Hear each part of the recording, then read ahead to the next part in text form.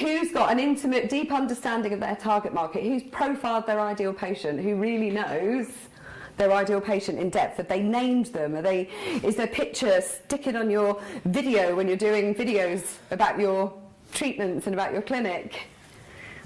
No? Anybody know their ideal patient? No? Who's got a deep understanding of their competitors' strengths and weaknesses? Yeah, a few.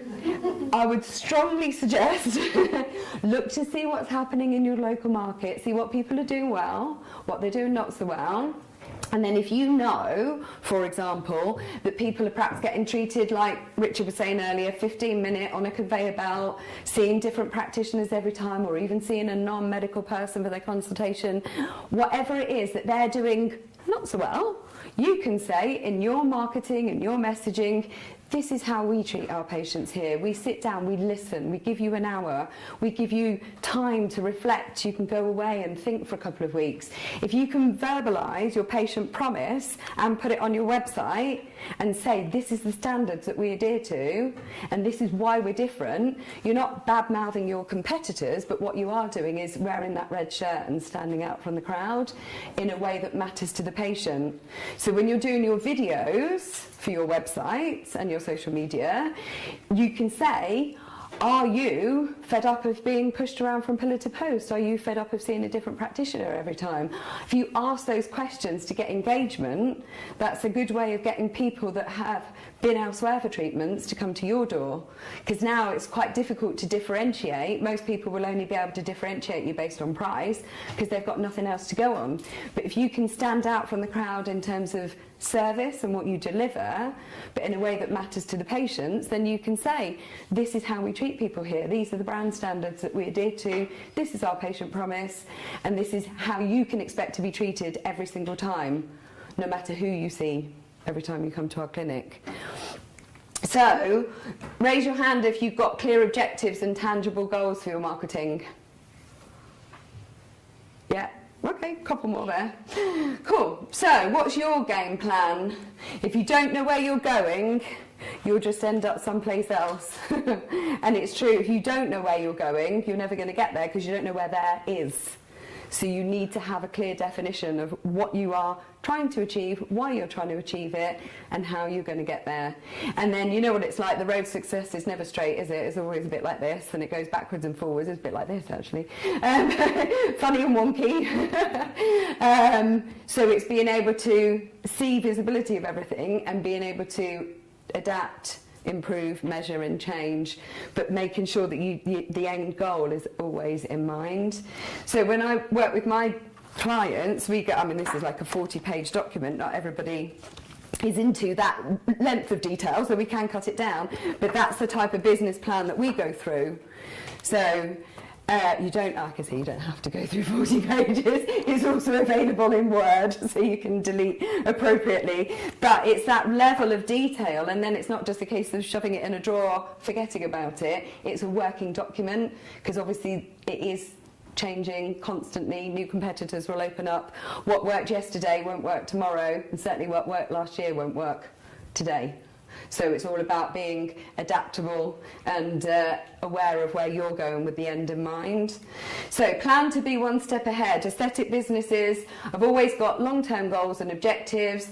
They know at least one competitive advantage that's genuine. So think about your business. What do you do better than someone else? What do you do differently to someone else?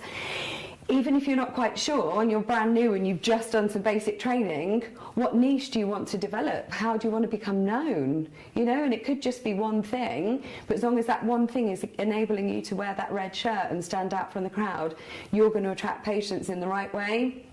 You definitely need that clear definition of your ideal patient, because your marketing needs to talk to them. It needs to talk to their emotions and needs to grab their attention, and you've obviously got to have an intimate understanding of that, which most aesthetic professionals haven't got because they've never been a full-paying patient before. They've never walked in the shoes of a full-paying patient before. So you've got to step into those shoes and make sure your marketing is addressing their emotions and needs, but in the right way, in an ethical way that's making them think, oh, actually, this person, you know, they understand me. Your videos are showing that you're human, you're emotional, you know, that they bond with you, they can hear your voice, and they feel like they know you before they even walk into the clinic. And as I said earlier, a brown Bible and a patient promise to live by. And of course, the crisis plan, which is where Holly comes in for dealing with the unthinkable, which will happen at some point, unfortunately. So, strategy before tactics. I'm going to show you a quick video now, see if I can get this working, just to see if everyone can get what this means. We've got sound. No, don't worry, you'll get it, you'll get it.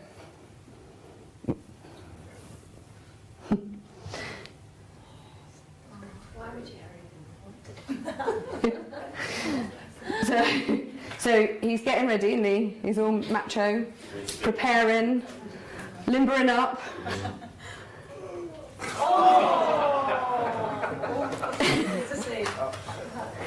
Now, the reason I put that in there... Oh, now I've got to try and get back to the presentation. How do I do that, Richard? Ralph, sorry, don't you have to use a Mac? The reason I put that in there, not only just to make you laugh, but think about what that guy did. So he was limbering up, he was getting ready, he was all prepared, he was being all macho, and he jumped in without really testing the water, seeing what was happening, giving it much thought. That looked really painful, didn't it? And if you think, you know, in my experience, that's where the majority of business owners start. So they're all excited, they get their logo, they get their website, they're all ready, you know, ready to launch. They spend thousands, hundreds of thousands on making the clinic look pretty, or buy thousands of pounds worth of expensive equipment, open their doors, jump in, and then crash, not quite perhaps that hard, on their coccyx, but that is the analogy. So it's all about strategy before tactics. Most of the people that I deal with, they just want to get on and do the doing. They don't care about the plan, the business plan, the marketing plan, the strategy, the vision, the bigger picture, the objectives, the goals. They just want to get on. I want to start posting, I want to start tweeting, I want to start getting people through the door. They are jumping into that ice pool without strategy, without planning. Do you see what I mean? So I hear that story so often, and then they wonder why, and I quite often get calls even 10, 15 years later saying, I set up my business, back in the heyday, but I set up my business so long ago, I've been so busy, because they were like one of the lucky ones to join 10, 15 years ago, but now I'm out of control. I've got no procedures in place, I'm working off of paper, I don't know what's led to my success, I don't know where I'm going, I am overwhelmed, on that hamster wheel, I'm out of my depth, and this is what happens. So think of that ice, that guy, don't be the guy that jumps in the pool without thinking ahead, okay? And this is what the regulations are all about. It's all about planning and being able to prove that you understand what's happening with your business and why. So, strategic business planning then. Aesthetic business owners that are sustainable and profitable, they know their outcome, they know their objectives, they're using a top-down approach. Now, I haven't got too long, but I'll explain briefly what that is. If you think of everything you're trying to achieve in your business and look at it from the top down, so instead of most people start from the bottom up, so like I said a minute ago, from the tactics, and they just think, oh, I'll get there when I get there, I don't know what I'm doing, I'll just start with the doing, and they just end up doing it. But if I did that, if I now leant down here, and I can see lots of different things going on the laptop, the water bottles, all these things here, I can't really tell what's going on. But if I stand up and look over that, I can see, oh, actually, right, this is what I need to do.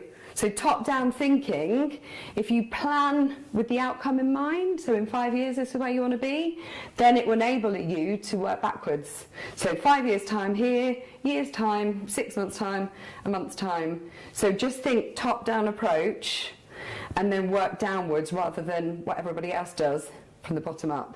That makes sense? And think like a business owner. I said that before. Don't abdicate, delegate appropriately. If you want to read a fantastic book about not abdicating, and one that I wish I'd read 11 years ago when I had my first aesthetic business. Who's read the E-Myth Revisited, Michael Gerber? Who's read that? No, all business owners should read that. If you want to build a business and not just build yourself a job, definitely read the E-Myth, Michael Gerber. So you need that evidence of business stability, facts and figures, and the right marketing in place that is adapting and changing as your business adapts and changes. And there you go, that's probably you. Does that feel like you? Who feels like that? Who's on that hamster wheel? Yeah. So without a plan, there's lots of activity but very little productivity. Now I've got loads of tips and advice and things I can give you, but if you feel like your day runs away with you all of the time and you never get things done, work on the business and the marketing part at the beginning of the day. So that first hour, that first 90 minutes of the day, before any patients are booked in, ring fence that time and do whatever you can to protect that time. Then you know your business is moving forward. You're having time put aside for getting all those regulatory changes in place. Do that every day. Put a notice on the door, do not disturb unless there's a fire. Just get on and get that stuff done before the patients come in. And if anybody feels like their day is running away with them, another good book is 21 Ways to Manage the Stuff That Sucks Up Your Time by Grace Marshall. Fantastic book, very short, sharp, to the point. 21 Ways to Manage the Stuff That Sucks Up Your Time. Great for those who get constantly interrupted by Facebook notifications, WhatsApp messages, and they just can't stop putting their phone down. 1,500 times a day apparently we pick our phones up. You've got more important things to do at the moment. Put it aside, answer your calls, respond to messages at certain times of the day, and just let people know accordingly.